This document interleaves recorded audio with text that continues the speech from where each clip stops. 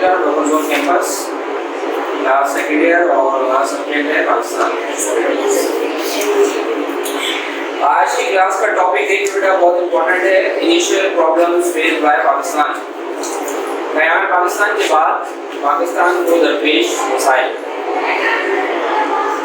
इसका क्वेश्चन क्या आता है बेटा पेपर में?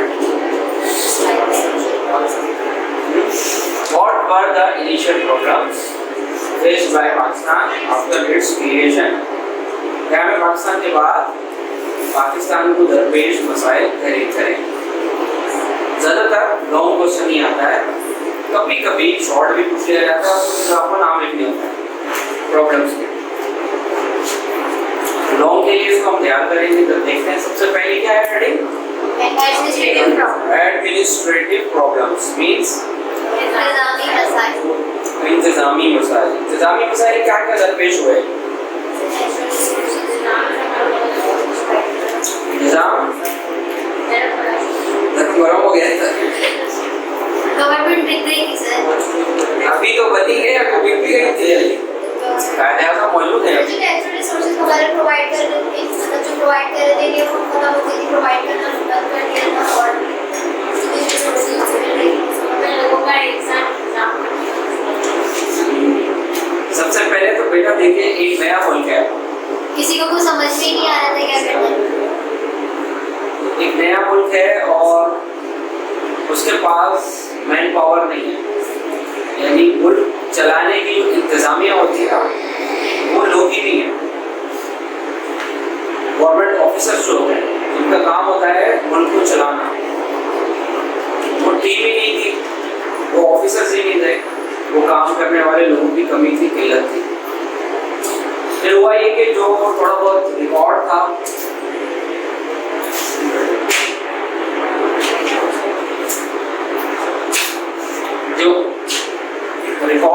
और वो शायद दिल्ली से आना था पाकिस्तान, और कुछ अफराद थे जो गवर्नमेंट के मुलाजिम थे, थोड़ा बहुत तरबियत याफ्ता थे, वो भी उनके साथ ही आने थे। तो वो रास्ते में उस ट्रेन को आग लगा, तो वो लोग भी बेचारे शहीद हो गए और वो जितना रिकॉर्ड वगैरह था वो भी सब गिर गया। तो बगैर रिकॉर्ड के काम चलाना एक इंतहाई है इंतजामी मसला था। बगैर अफराद के जिनको काम, अब जिन लोगों को काम ही नहीं आता वो क्या काम करें? तो अक्सरियत ऐसी थी कि जिन लोगों को इंतजामिया के कामों का पता नहीं था कि गवर्नमेंट किस तरह चलाई जाती है। इंतजामिया चलाने के लिए, हुकूमत चलाने के लिए कराची को पाकिस्तान का कैपिटल बनाया गया इब्तदाई तौर पे, लेकिन फिर बाद में वो कराची को से इस्लामाबाद उसको शिफ्ट कर दिया गया। कुछ मसले मसाइल तो एडमिनिस्ट्रेशन में आप बोलेंगे तो यही था। और शॉर्टेज ऑफ रिसोर्सेज, मतलब वही कि रिसोर्सेज हमारे पास थे ही नहीं, बहुत कमी थी, इक्विपमेंट नहीं था, ऑफिसेज नहीं थे, ठीक है, और बहुत सारी ऐसी चीज़ें जो एक प्रॉपर इंतजामिया मैनेजमेंट इंतजामिया के लिए ज़रूरी होती है, वो तमाम चीज़ें नहीं थी। और एक नया मुल्क था, लिहाजा उसके लिए फौरी तमाम चीज़ों को बंदोबस्त करना एक बहुत बड़ा चैलेंज था, बहुत बड़ा इशू था। पूरा मैं अब ये नहीं पढ़ रहा हूँ, मैं रीड कर रहा हूँ, तो बहुत टाइम लगेगा। जो इम्पोर्टेंट पॉइंट्स थे वो मैंने आपको बता दिए, इसी में से ही आप जो है वो निकालें। इस स्पीड से आएंगे तो हो सकता हो गया। तो एडमिनिस्ट्रेटिव प्रॉब्लम समझ आया बेटा आपको? क्या मसाइल थे?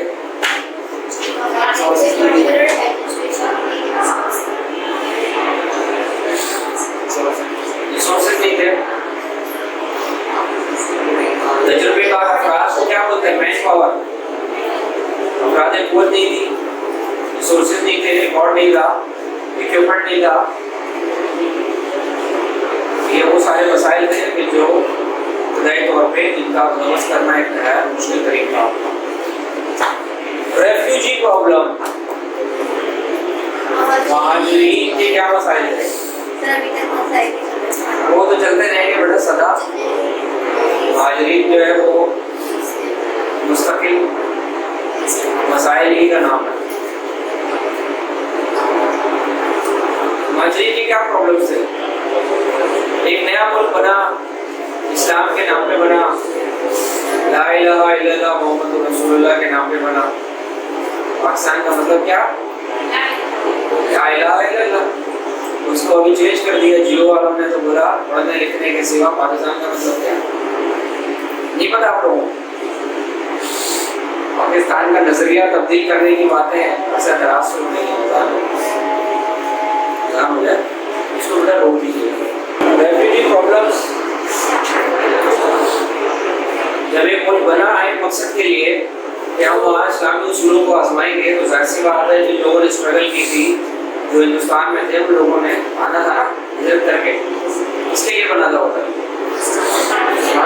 जाहिर सी बात है वो जब हिजरत शुरू हुई, माइग्रेशन जब स्टार्ट हुई, तो पूरी एक प्रॉपर प्लानिंग के तहत अब जो माइंडसेट था उस कौम का, जिस कौम से लड़ झगड़ के हमने ये पाकिस्तान लिया था, उसका माइंडसेट अब ये था कि अब इतनी आसानी से जाने तो नहीं देना इनको।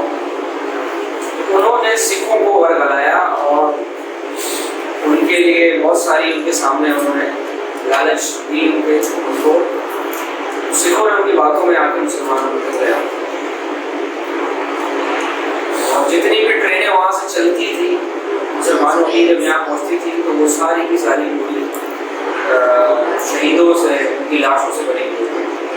क्या बच्चे, क्या बूढ़े, क्या नौजवान, क्या औरतें, किसी का लिहाज नहीं किया गया।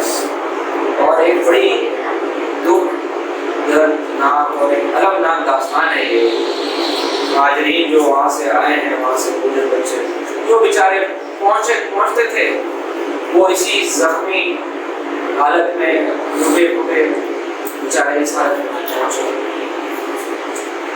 जब ये इतने हजारों की तादाद में वहाँ से रोजाना निकलते थे और यहाँ पहुँचते थे, ना उनका कारोबार, ना उनके पास माल दौलत, ना घर, ना रिहाइश, ना खाना, ना दवाई, इनका प्रॉपर इंतजाम करना कितना बड़ा मसला था।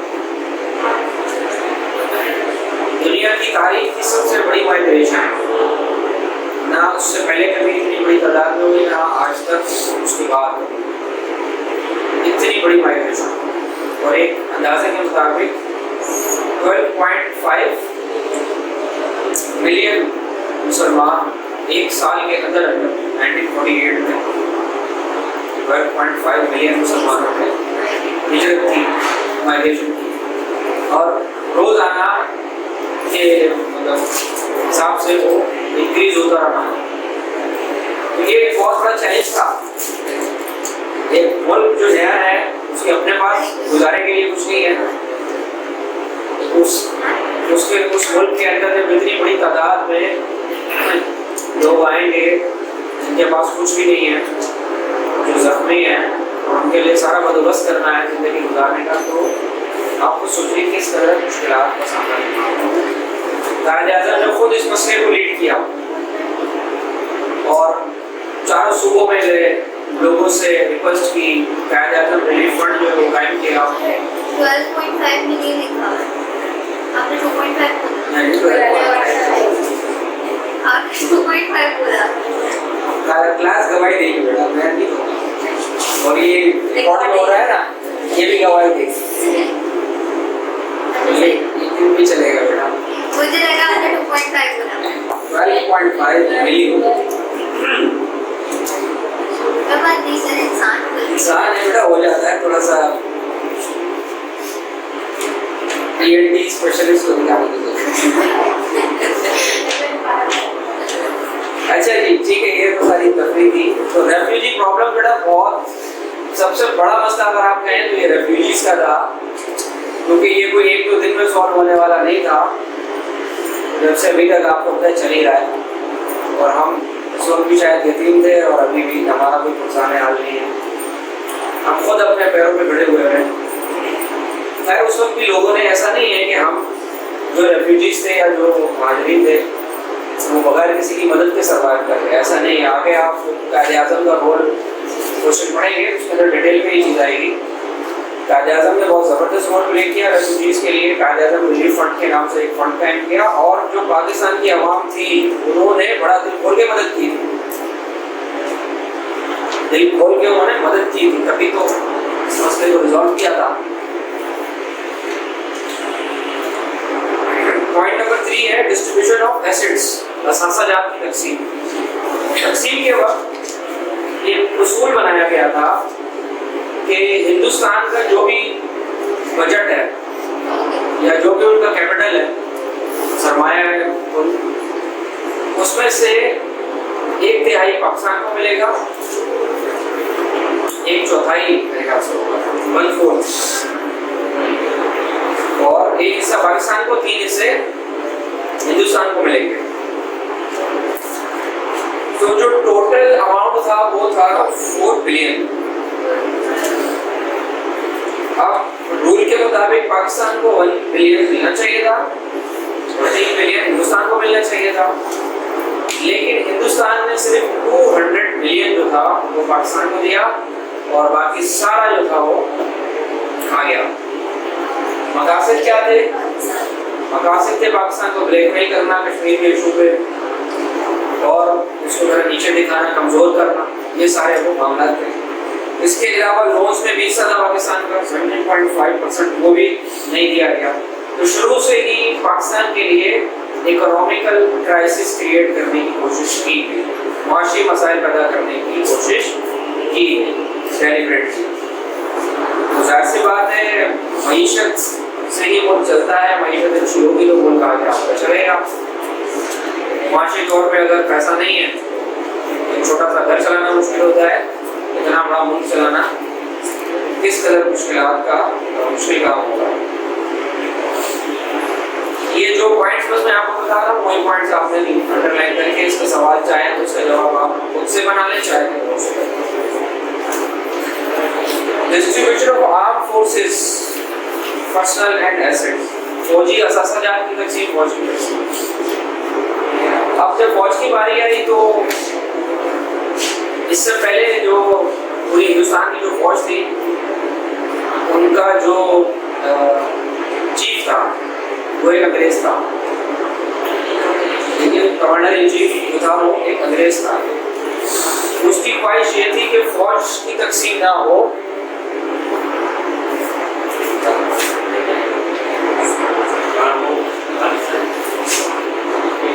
उनकी यही ख्वाहिश थी कि भाई फौज तकसीम ना हो और मैं इसी तरह एंजॉय करूं, हिंदुस्तान की फौज का भी सरबराह ना हो और पाकिस्तान की फौज का भी सरबराह।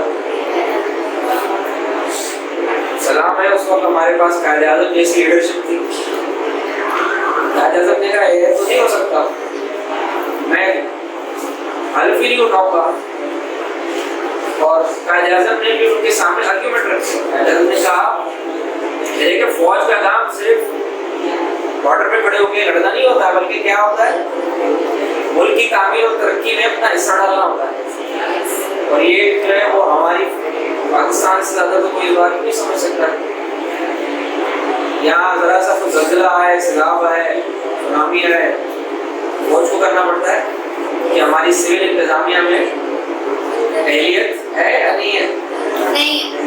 नहीं है ना। सब आप जाते हैं, लोग छूट जाते हैं। इंतजामिया कोई आफत आ जाए, जरा सी बारिश हो जाए, आप देखें फिर कहाँ इंतजामिया किधर गवर्नमेंट कोई नहीं पता, कोई एक बंदा नहीं आपको नजर आएगा। फिर बेचारी फौज और रेंजर्स आके वही नाले भी साफ कर रही होगी, वो आपके जो पानी भरा हुआ है उसको भी निकाल रही होगी। छोटे से लेके बड़े क्राइसिस में फौज ही अपना किरदार अदा कर रही होगी।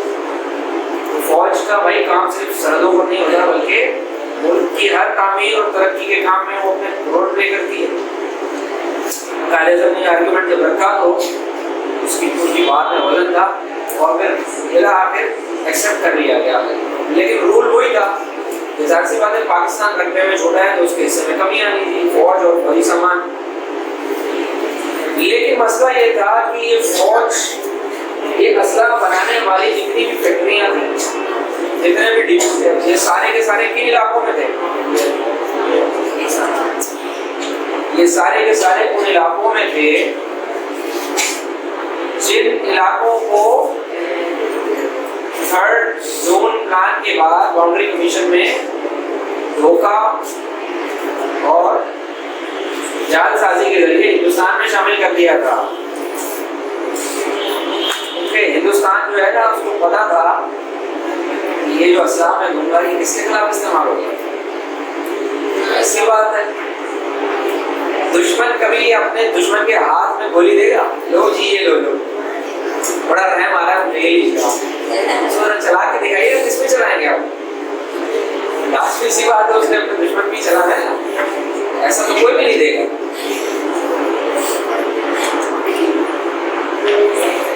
लेकिन भाई इंडिया ने पाकिस्तान के हिस्से का जो भी असासाजात थे, जो असलहा था, नहीं दिया पाकिस्तान को। और इस अमल के बाद फिर जो कमांडर इन चीफ था, उसने बाकायदा हुकूमत बरतानिया को रिपोर्ट जारी की, खत लिखा, रिजाइन भी दे दिया उसको, और उसने कहा कि ये नेहरू गवर्नमेंट जो है वो पाकिस्तान को मजबूत बुनियादों के ऊपर कायम होता हुआ नहीं देखना चाहता। इनके अमल ये बताया कि तमाम अपने रूल्स को वायलेट कर, लेकिन हुकूमत बरतानिया कर कुछ नहीं सकती थी, क्योंकि एग्रीमेंट हो गया था कि कोई इंटरफेयर नहीं कर सकता। अब जो करना है दोनों मुल्कों ने खुद ही करना है, मारे पीटे काटे एक दूसरे को करें खुद ही। तो पाकिस्तान तो कुछ कर नहीं पाएगा, बेचारे के पास है कुछ नहीं, अभी तो खुद बेचारा बेसाखियों के ऊपर चल रहा है। लिहाजा हिंदुस्तान को पूरा राइट दिया, लेकिन अब सिनेरियो चेंज हो गया। अब ये वाली हरकतें करने का कम से कम मूड नहीं है हिंदुस्तान का। तो उसको मालूम है कि फौज जो बड़ी तगड़ी हो गई है और इक्विपमेंट भी काफ़ी आगे है, और असल चीज़ है हिम्मत ताकत ईमान, वो फिर नहीं है ना उनके पास।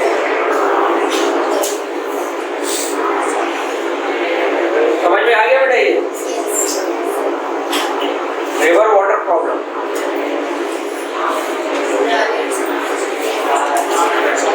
क्या फरमाया? निकल की ख्वाहिश पूरी हो गई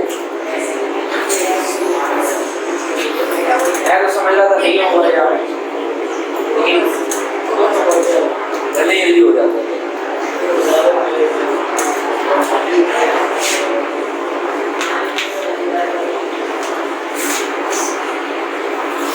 रिवर वाटर प्रॉब्लम, तो मैं क्या बोलेंगे इसको?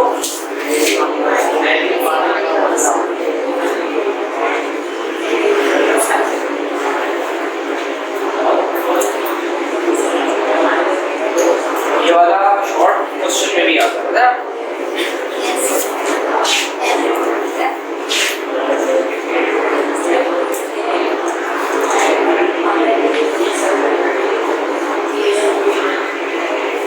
देखा है क्या?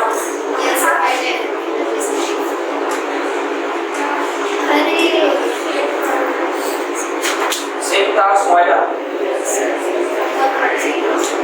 ये आ रहा है इसमें, कैसे आ रहा है? नीचे कैसे आ रहा है?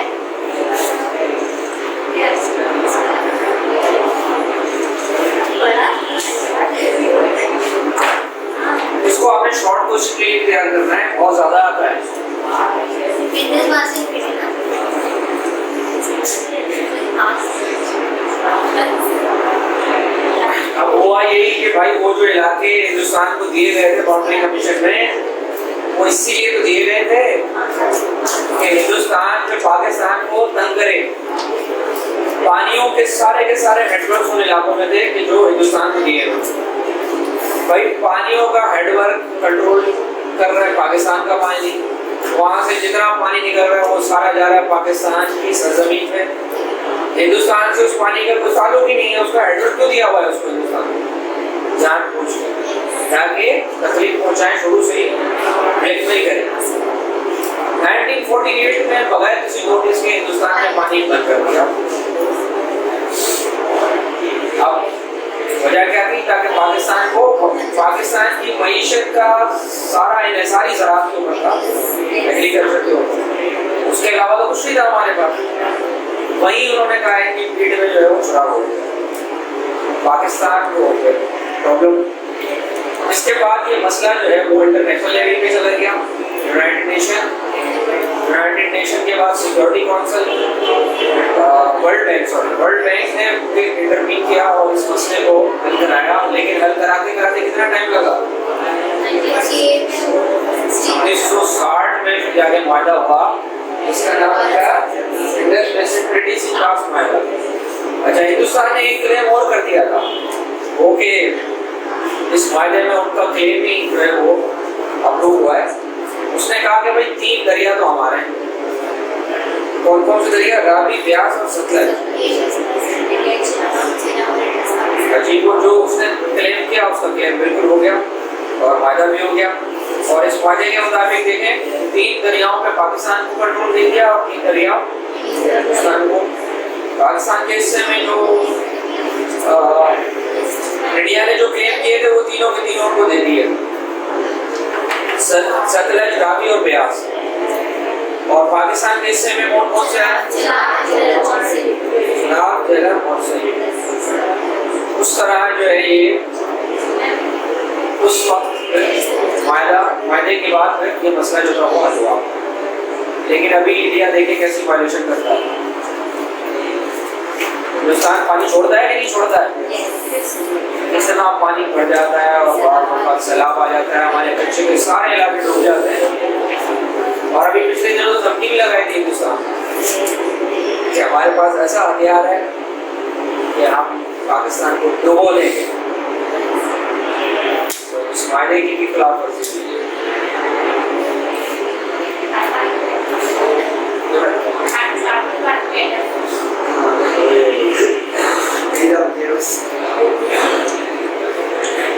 पाकिस्तान के पास बिल्कुल एटम बम है।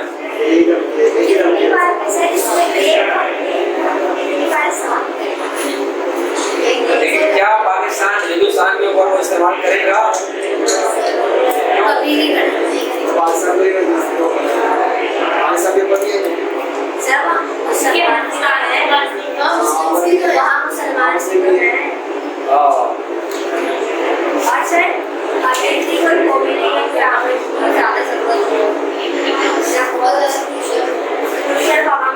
जब वो बटन दबाए तब अपनी बटन दबा छोटी बातों के मौके छोटी बात, यहाँ छोटी बातों में बेटा गोलियां चल जाती है। तो